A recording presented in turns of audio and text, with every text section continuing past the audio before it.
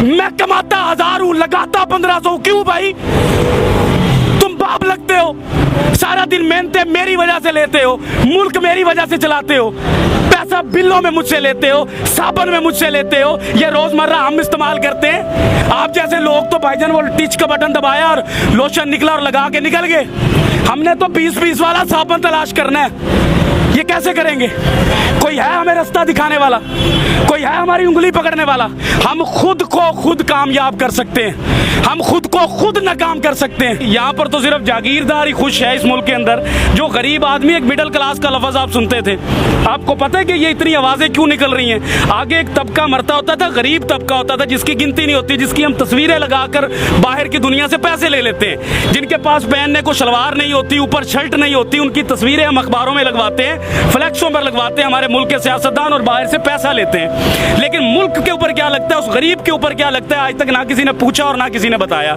क्योंकि ना इतनी हमें किसी ने औकात बताई इस मुल्क में रहने के लिए कि भाई टैक्स दोगे आप, रिश्वतें दोगे आप, लोगों के पेट पालोगे आप, जागीरदार को आप पालोगे।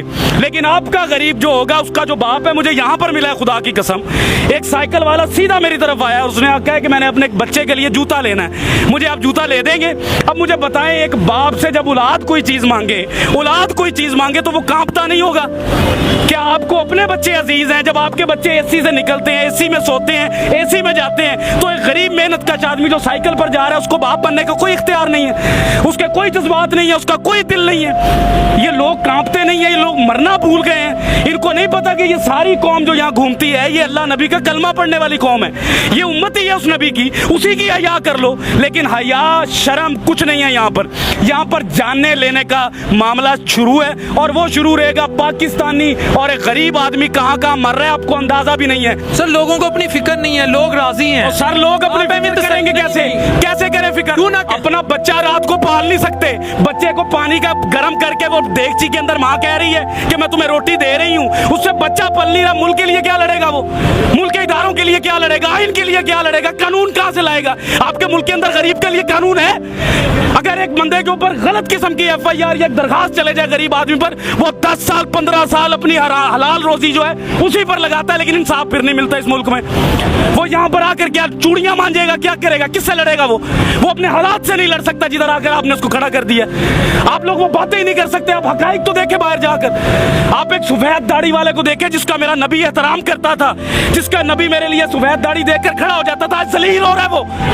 ये दीन है हमारा, ये कुरान कहता था हमें, ये हम लोगों की कदर कर रहे हैं। खादमे आला कभी कुछ कहते हैं, कभी कुछ कहते हैं, झूठ बोलते हैं सियासतदान हमसे, कुछ भी नहीं देंगे हमें। ये हमें खुद लड़ना पड़ेगा भाई, हमें खुद कमाना पड़ता है, हमें खुद मजदूरियों पर जाना पड़ता है। गालियां सुनते हैं हम बाप बनने के लिए, गालियां सुनाते हैं लोग, आपको बुरा भला कहते हैं, भगार देते हैं, धुतकार देते हैं। आपको इस्लामी जमहूरिया पाकिस्तान का कानून है इस मुल्क में, गैर मुस्लिम का बच्चा अगर बीमार होता है तो उसको हुकूमत देती है, लेकिन मुसलमान का बच्चा, नबी का उम्मती जब बीमार होता है उसको धक्के देती है ये कौम।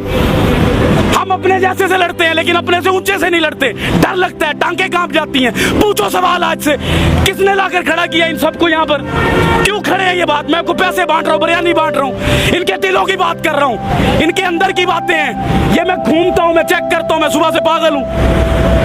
मैंने देखी है माए रोते, बाप रोते देखे हैं भाई। मिडिल क्लास कोई नहीं रह गया इस मुल्क में, हर चीज मर रही है। सफेद पोश आदमी, मैं आपसे अगर 1000 रुपया जिंदगी में नहीं मांगा, इन हालात में मांगूंगा मैं आपसे 1000 रुपया, मैं मर जाऊंगा लेकिन सफेद पोशी बचाऊंगा अपनी। काटन का सूट पहनूंगा, जूती पॉलिश करवाऊंगा, जेब में टका ना हो, फिरूंगा मैं चौधरियों की तरह कि मेरे बच्चे को लगे कि मेरा बाप चौधरी है। लेकिन इस मुल्क में सिर्फ वो चौधरी है जो निजाम के अंदर बैठा है, जो निजाम से बाहर है वो चौधरी नहीं है इस मुल्क के अंदर। वो क्या है? वो तो एक हकारत की नजर से उसको देखा जाता है, वो बोझ समझा जाता है इस मुल्क के अंदर। जब कोई सैलाब आना है तो उस गरीब को मारने के लिए ज़कात देते हैं ये लोग हमारी।